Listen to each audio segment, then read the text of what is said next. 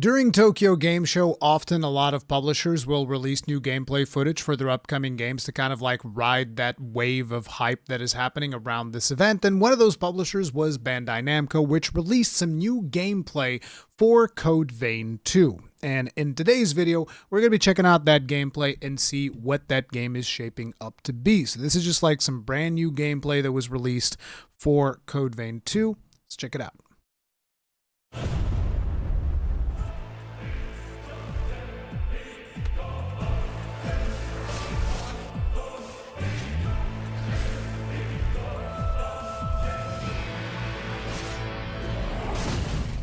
What were those weapons earlier?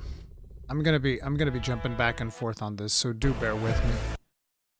So what do we have here? This is like a standard sword. We have a rifle.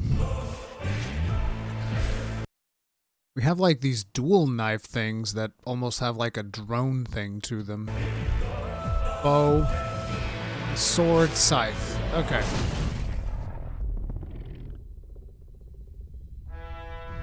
Hello, and welcome to a gameplay presentation of Code Vein 2. Hello. I'm Dan Tack, a member of Bandai Namco Entertainment America, and today I'll be walking you through character creation, a taste of some of the characters you're going to meet along the way, exploration and the world, and an exciting look at the first major boss you'll face in the game.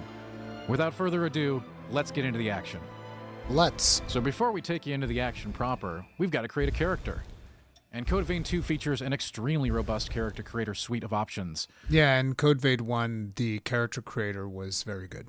Right now we're looking at some of the presets that you can pick from, but you can create your character down to the last detail. Eyes, hair, scars, all kinds of different things that you can tweak and design to your exact specifications. But if you feel like just picking one of the presets and getting right into the action, you can do that too. As you can see, we have all kinds of different hairstyles, all kinds of different options for you to pick from. And you can spend a lot of time in this character creator. I know I have. And you can get things just right. You can spend hours in here if you want. Yep. But you can also just take a preset. The presets are also awesome. And they come with some really cool outfits. But you can, again, it's not just setting your makeup. It's not just setting your eyes. You're going to be picking your outfit completely. Hats, accessories, masks, capes, whatever you want. Yeah, this seems they're all here very from, familiar. From the very serious to the very goofy options. They're all available for you, depending on what you want to do. I mean, look at these hats. Look, I definitely want to go with, look at those ears. I want some of those. I'm getting a pair of those. So that's my character. But you can create yours however you like. And as you can see here, it extends to full outfits that you can have too. I'm thinking you might spend a lot of time in here if you're one of those players that likes to really customize your character. And if you don't, that's what the presets are for. Just grab and go. Once you've got your character set up to look at, you can change all these other aspects of it too. Get the great screenshot, share it with your friends, and we're getting right into it. Excellent. It's a pleasure to make your acquaintance at last. All right then. Looks like we're starting at the very beginning. Wake up now.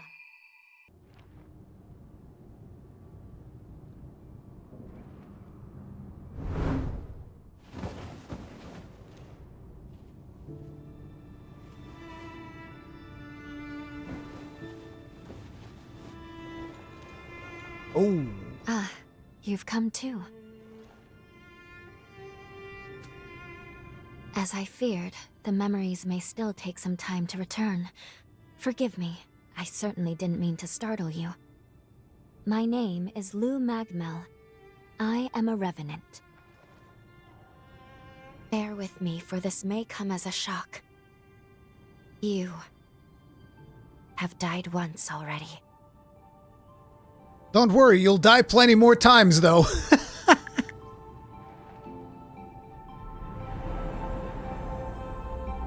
What is this Frankenstein shenanigans? This is where I used a ritual to resurrect you. I gave half of my heart in order to restore yours. Xenoblade Chronicles 2? As a consequence, we now share the same heart, you and I. We are two lives intertwined as one. You seem well, all things considered. I'm glad.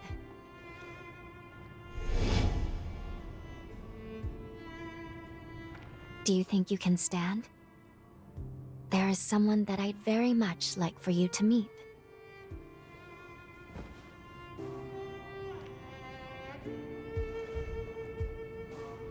I know it's all new, but it's okay. You can trust me.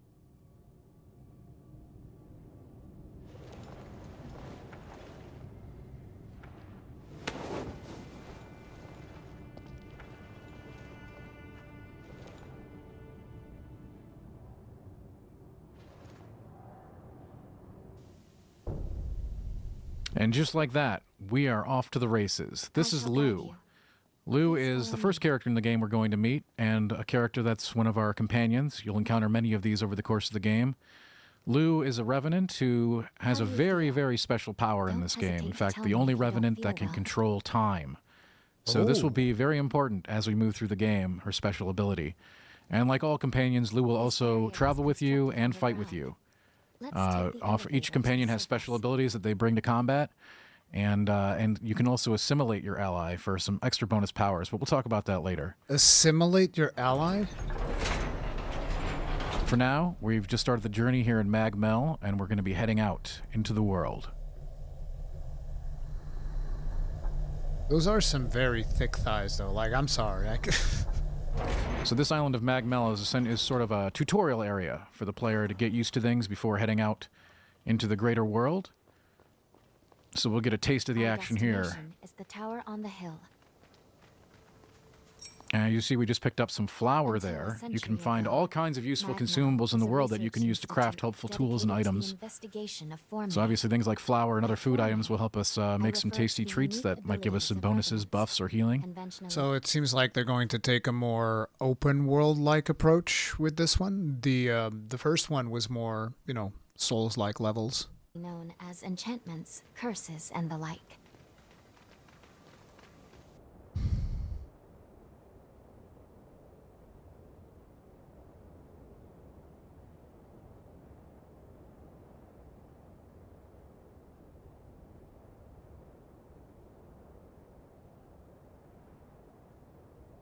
Another world snuffed from existence.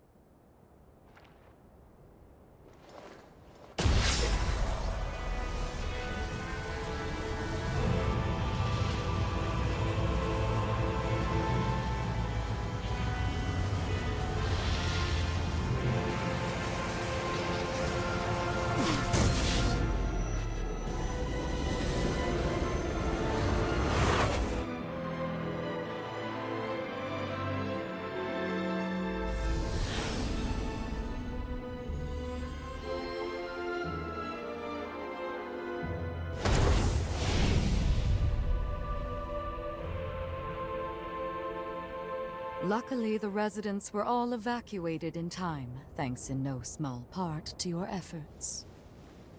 My name is Lavinia Rhoda. Damn, bruh!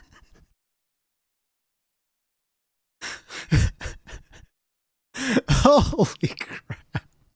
Men only want one thing and it's disgusting, or something like that. It is I who carries on the great Idris's mission and legacy.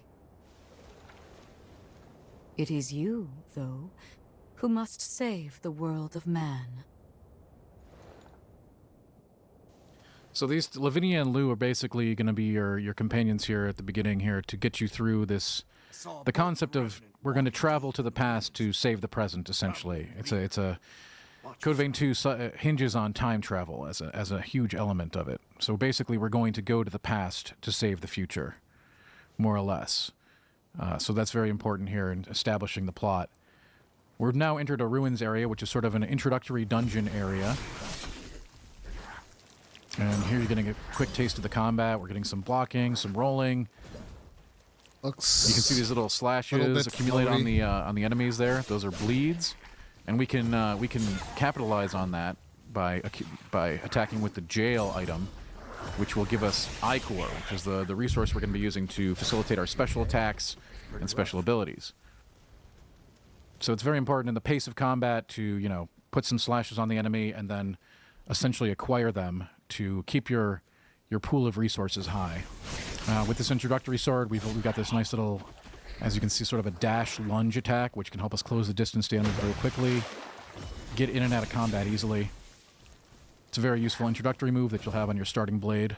Looks like you're going to be able to equip 2 things here, so probably L1, R1. You have square. No, R1 is going to be R1's probably going to act as a modifier.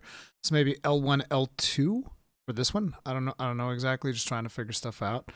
I don't know what what this is like, but there's some stuff going on here in the D-pad side of things. Oh yeah, you guys can't actually see this because of my big head, but like I was saying, like you see it says L1 here, square for just like standard attacks. I would assume that this fills out as you learn more things and you get out of tutorial area.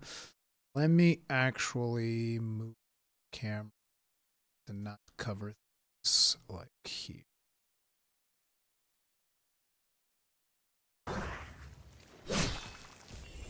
As you can see, we're maneuvering around the enemy here, getting behind them, executing a nice little stagger and a crit attack. Those are going to do tons of damage. Great way to take out opponents. As you can see, in this smaller dungeon, there's still plenty of little items to find, consumables, and more important items as well.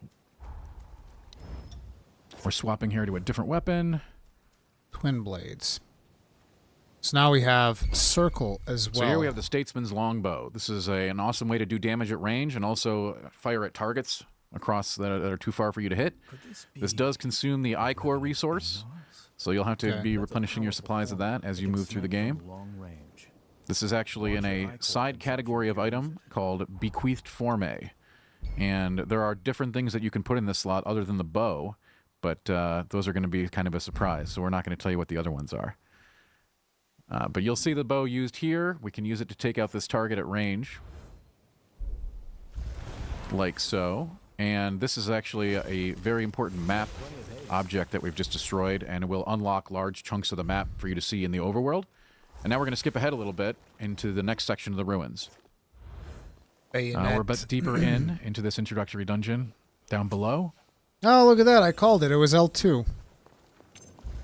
And we have swapped weapons to the bayonet.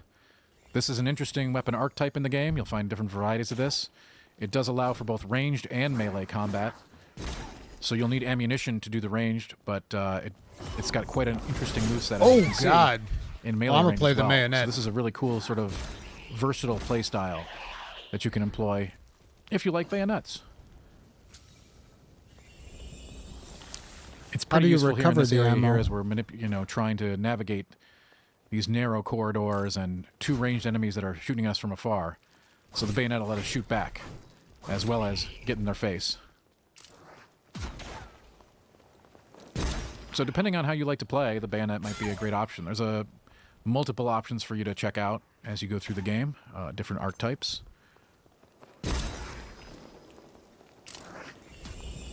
Of course, the bayonets, again, they do need ammunition, so we might have to reload here soon. As you can see there. Oh, so Noah, ammo is just our companion reloading? Noah is talking to us right now, but you don't see him on the screen. That's because he's currently assimilated. So in this game, you're going to have a partner or a companion, but you can choose whether that companion is active and out on the field, or you're basically assimilating them to tap into their powers. So we're getting some bonuses, as you can see reflected at the bottom of the screen. We're being buffed by Noah right now, even though he's not out on the field. So if you like to play solo, or if you like to play with a companion, you can fit the play style to that. Those aerial Now we move blades a little further along in the interesting. ruins. We're using the runic blades, quite an unusual weapon, as you can see, sort of hovering behind us.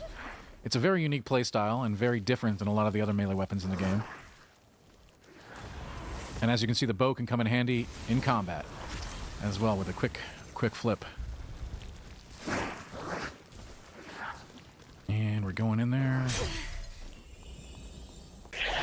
There we go. R1 is your interact button. And Interesting. yeah, in these ruins again, lots of little things to pick up as you go through. I'm assuming X is going to be your dodge. So here we are. Now we're heading to the first major boss of the game. And as you can see, we've got our partner Noah with us to help on this fight. Oh, he's got of course, he's got a gun. He'll be trying What to a take some of the boss. boss's attention, doing some damage. Every partner has their own special abilities and attacks that they bring to the table. So really handy to have during these big boss battles. But of course, you're still going to have to be doing quite a bit of dodging, blocking, getting in there, and learning the boss moveset as well. You can see we've accumulated quite a few bleeds on the dejected assailant here. So once you've got an enemy nice and bleeding like that, you can capitalize on that with the jail item, which we haven't talked about a whole lot. This is an auxiliary weapon type, and it comes in different forms. So you'll probably see one of them coming up here as we capitalize on what we've done to him. Ooh, that health is kind of low. Getting some heals in.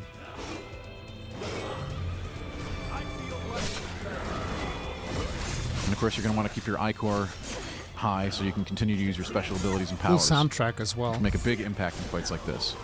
You can see we've got a stagger on there. Now we're going to execute an attack with our jail. It gives you an AoE attack, sort of a cone attack in front of you. And of course, you'll crit with the jail as well anytime you've staggered an opponent. So here we're moving into Phase 2. As you can see, our boss has kind of lost his head. There was a cinematic here involved with the Phase 2 transition, but we're keeping that out so we can keep it a surprise later. But with that, he's gained new abilities as he's now holding his head, and he has a whole new moveset due to that. And you'll see here we're getting in there with that slash. The starter sword only has one special attack, but it's still very useful. Here we're charging up our jail. Look at that. Getting in with the jail can attack by itself as well, so a nice little spinny scythe attack there with the Reaper jail. And the jails come in different flavors, so depending on your playstyle, you'll pick one that fits the situation. Okay. Got the boss back in the corner here, doing some really, really great damage. Of course, with his head now on his arm, he's got all kinds of different attacks, including head lasers, which you never want to mess with. Ooh, this isn't looking very good. Oh, no heals. Assuming the heal is the thing on the bottom right-hand side, the blue stuff. Oh. And you're gone. Well, that was a really good attempt. Didn't quite make it. Thanks for joining us today for this taste of Code Vein 2's gameplay. Stay tuned for our social channels for exciting news and updates on the game. Code Vein 2 releases on January 30th, 2026, and is available for pre-order right now. Thanks for joining us today, everybody. Okay, so couple of things. The animations look rough, it was the thing with the original Code Vein as well. The animations were a little bit rough, but the gameplay still felt nice. So I believe that the gameplay can still feel good, but definitely I wish they would have tuned up these animations, give it a bigger feel of weight, which, it's just one of those things that it just feels more visceral when you're jumping in there and it feels like the animations have more weight. That's not to say that, like, you can't enjoy it. And it's not to say that they can't improve it, but we are coming up, right now we're coming up to October. So they don't have a whole lot of months to change things, and I don't believe that the animations are going to be changing that much. So that would be my my primary concern, because in terms of, like, build diversity, seems like there's definitely going to be a lot of crazy, funky builds that you're going to be able to do with all the different weapons, stuff like that. I definitely liked what they showed at the Bayonet, because I like guns and stuff like that, and these games that are more melee oriented, having a gun, even if it's something that you use at point blank, is always interesting. They got the mechanics with the jail and all of that good stuff. Doing the Ichor, where I'm assuming you have to do in the first one, you had the thing where you had to, like, leech stuff off of enemies to get your Ichor and then power up your abilities and so on. Seems like that's still going to be a thing in this one. I could be misremembering because it's been a long time since I played Code Vein 1. But it looks interesting, but I really wish they would have done a better job with the animation. That'd be the only thing that I really have to point out for now. But you guys let me know what you guys think about it in the comment section down below. I'll see you guys in the next one. Stay strong, stay safe. Peace out.